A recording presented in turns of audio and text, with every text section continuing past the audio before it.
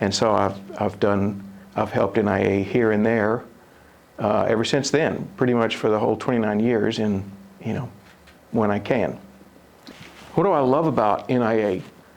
It's ridiculously inventive as a ministry, where someone will just say, maybe it would be good if we could offer this, or we could start doing this. And then boom, they're doing it. And boom, they're doing it and 40 people are coming, or they're doing it and 80 people are coming. And that rinse, repeat, and that's just kind of how they roll. And that's not going to stop, because all their staff and all their volunteers are always sort of on the lookout. What does this community need? And then a little mini discussion, and then boom, we're offering it.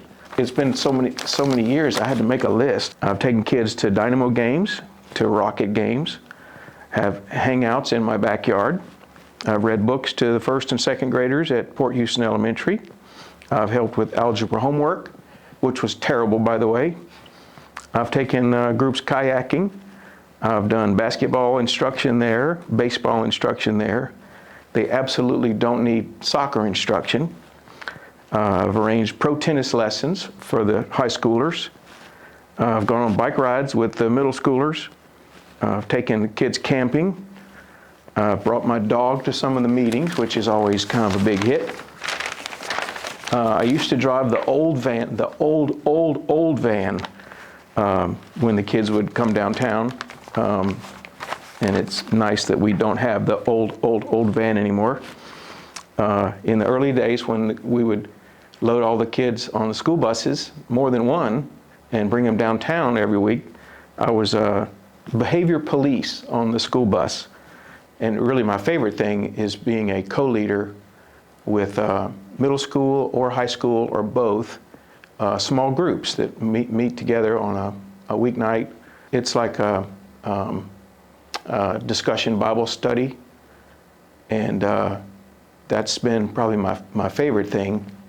The kids ask questions, and sometimes things come up that are, major league, and I think it's helpful for them to have a adult or adults to talk to about some pretty heavy things, and some heavy things come out of that, and they all know that the volunteers are just that. We're not staff, and I think that's pretty important, that they have a sense that somebody's there just because, and we are there just because. The First Methodist and NIA is there just because. It develops a bit of trust, I think, for some of the kids to talk about some things that maybe they're not talking to other people about. Eventually, you start bumping into people that you knew 10 years ago, 20 years ago, 30 years ago, or some will come back to NIA functions as adults. So one of the coolest ones ever, one of my favorite kids, and I probably met him when he was a 4th or 5th grader. Grown man now, he's in his mid-20s. He was in the Army for 4 years, and he came back to an NIA event, and just to kind of check out how things were going. So I asked him, okay, what of your Army experience, what life skill did you gain from that's going to stick with you? And I was expecting this serious answer, and he thought, and he was about to give a serious answer, and he did actually. He thought about it, and he said, I can fish like nobody's business. So that was one of the greatest answers, and I'm totally down with the Army giving him an opportunity to be the greatest fisherman on earth.